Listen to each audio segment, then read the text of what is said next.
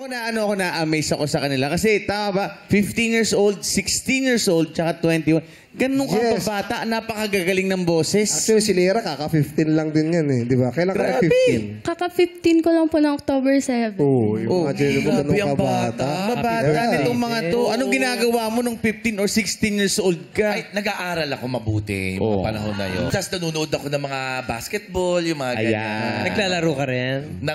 Nanonood lang. Nanonood. Kaya ikaw, Kuya Ogie, yung 15 years old ka, anong ginagawa? Matagal na kasing panahon nyo. May gera pa ba yun? May gera pa ba yun? Ay, grabe naman. Grabe. Kamusta ang classmate si Juan Luna? Grabe naman yung Juan Luna. Actually, mabait siya. Mabait siya si Juan Luna. Oh. De, pero believe kami sa inyong tatlo. Yes, sobra. Sa laban na binigay nyo ngayon, the best. Itong mga to, kumbaga sa Mahjong, walang panapon. Correct, correct. Yes. Ano nga ako na-amaze ako pag tinitignan ko si Miss Between. Yung hindi niya na alam yung emotions niya.